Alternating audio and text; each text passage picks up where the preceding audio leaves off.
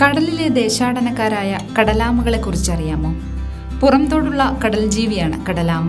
ജീവിക്കുന്നത് കടലിലാണെങ്കിലും മുട്ടയിടാനായി ഇവ കരയിലെത്തുന്നു. ടെസ്റ്റുഡിൻസ് എന്ന ക്രമത്തിലും ക്രിപ്റ്റോഡിറ എന്ന ഉപവിഭാഗത്തിലും പെട്ട ഉരകങ്ങളാണിവ. Flatback, green hawksbill, leatherback, loggerhead, Kemp's ridley, olive ridley എന്നിവയാണ് നിലവിലുള്ള 7 ഇനം കടലാമകൾ.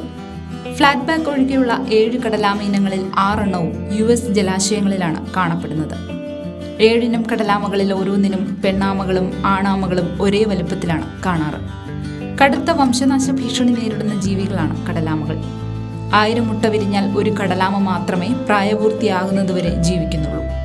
കടലാമകൾക്ക് സാധാരണ ആമകളെപ്പോലെ തോടിന്റെ ഉള്ളിലേക്ക് തല വലിക്കാൻ കഴിയില്ല. ഇവയുടെ മുട്ടയ്ക്ക് കോഴിമുട്ടയുടേതുപോലെയുള്ള കട്ടിയുള്ള തോടുമില്ല. കൂടാതെ ഒരു തവണ ശ്വാസമെടുത്താൽ 5 മണിക്കൂർ വരെ കടലാമയ്ക്ക് വെള്ളത്തിനടിയിൽ കഴിയാനാകും. കടലാമകളുടെ ഘ്രാണശക്തി വളരെ കൂടുതലാണ്. വായ ചെറുതായി തുറന്ന് നിരന്തരമായി വായിലൂടെ വെള്ളം കയറ്റി പുറത്തേക്ക് വിട്ടാണ് ഇവ മണം പിടിക്കുന്നത്. ഭക്ഷണം കണ്ടെത്തുന്നതും മണത്തിലൂടെയാണ്.